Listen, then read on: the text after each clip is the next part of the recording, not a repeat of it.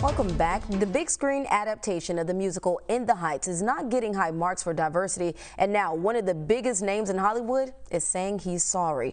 In a statement posted on Twitter, Lin-Manuel Miranda says, quote, "In trying to paint a mosaic of this community, we fell short. I'm learning from the feedback. I thank you for raising it, and I'm listening." The movie, which is an adaptation of a Broadway musical, is a story about the Latino community in New York City's Washington Heights neighborhood. Critics say dark-skinned Afro-Latinos were featured as background dancers, but not enough in main roles. The movie opened last weekend with more than $11 million in box office sales, falling short of the 15 to 20 million that was expected. And with me now to discuss colorism in the Latino community is Amara La Negra. She's a singer and star of VH1's Love and Hip Hop Miami. Amara, welcome to BNC. It's good to have you with us tonight. Awesome. Thank you so much. Thank you so much for having me. And it's unfortunate that I'm on the show talking about this specifically, but it's all good. It's a learning and teaching experience. Yeah, and let me ask you this. What did you think about his apology first? I think that,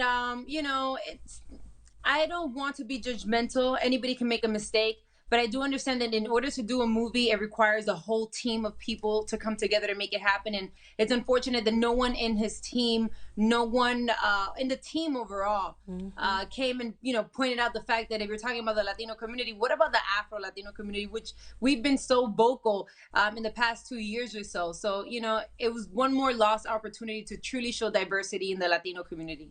Yeah, Amara, let's focus in on the musical a little bit. We know this musical has folks talking, which is obviously why you're here. The movie takes place in New York City's Washington Heights neighborhood. Many scenes take place in a bodega, a hair salon, at the neighborhood pool. In real life, the people who live there are many different complexions. You're an Afro-Latino woman who is black and proud. I've seen you be very vocal about that. Why is it so important that they are represented on the big screen? Well, because for the most part, when it comes to the Latino community per se, they never showcase us. Like we're like non-existent. When they talk about Latino, they have a prototype of what a Latino should look like, but they never talk about people like myself. And I always say, there isn't a Latin country that doesn't have black people. It's just that they don't give us the same opportunities.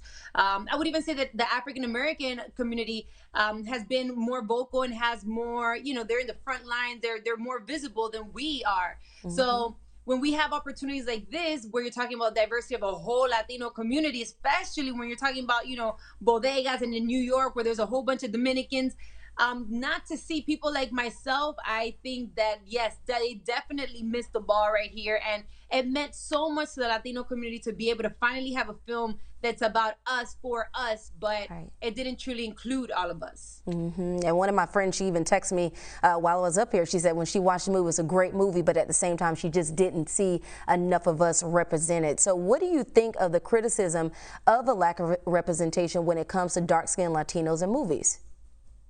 I think that directors, producers, executives, they've all heard it, over and over again. This is not like a new thing. We're not like a new race or a new culture that just came about. We've always been here. We're in your face all the time, every time. It's just that no matter how much we continue to talk about it, nothing changes, and they continue to look for the same prototype of what a Latino looks like. And that really, truly bothered me. Like, not just for the Afro-Latino community, of course, but even when you talk about Mexicans or when you talk about Hondureños, Guatemala, Chile, Ecuador, Cuba, Puerto Rico, I mean, the list goes on and on. There continues to be no diversity, but we continue to talk about the same thing over and over again. So I don't even know what is there to do besides them finally, doing something about it, because you already know what the problem is, so fix it.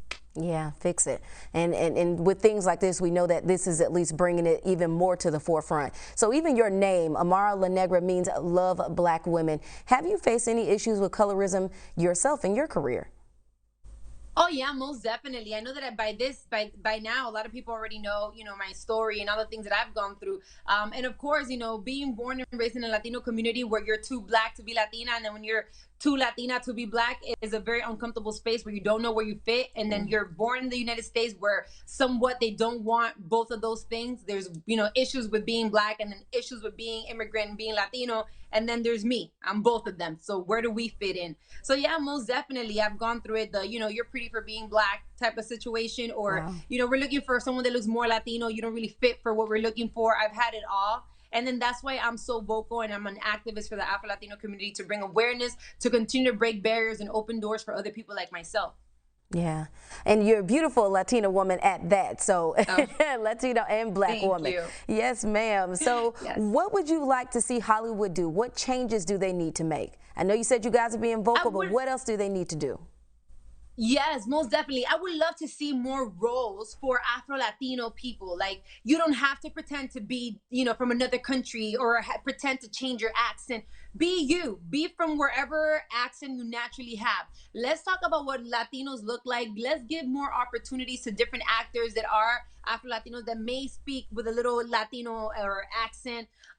Let's give more opportunities and not have them being just in the background. Let's give them a positive role. They don't have to be, the drug addict or the prostitute or the gang member. Why not put them in a positive light? Let's just change the narrative of what the diversity of the Latino community includes and what it is. What was your initial reaction when you first found out that people were concerned about this movie in particular? I was like, one more movie. I mean, I guess it's sometimes people just have such high expectations of things that are going to happen. And when they don't happen, no matter how much we've spoken about it, and no matter how much we protest about it, and no matter how much we've posted on social media and interviews and this and that, then of course you feel disappointed.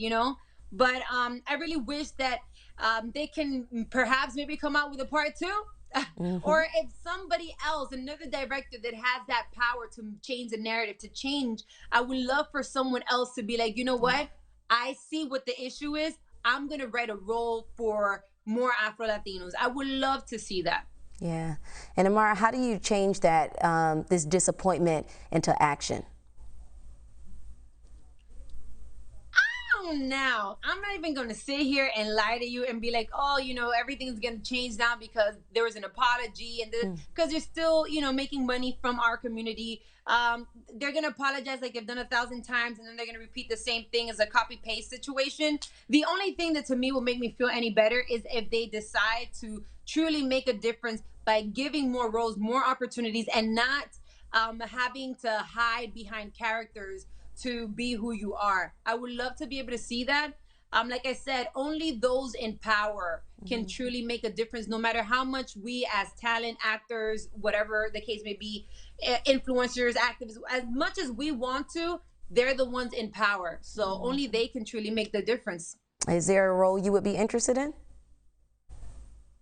Well, now that you're talking about it. Actually, you know what? I'm very open-minded. No matter what role it is that I may play, just to let little Afro-Latina girls see that, there is an opportunity. You can do it. There are other girls that look like us. And we do speak español normal. Nosotros hablamos español y somos Latina. And it's okay. And you could do it too. I want to be that inspiration like Celia Cruz was for me, for the upcoming generation. So any role that I can do it properly, and stand up and represent my community, I would love that. Well, I love it, and I'm sending you a big gracias since we are speaking Spanish tonight. I love it. Yes, thank you so much for joining us, Amara, and weighing in on this tonight. We appreciate your time. Of course, likewise.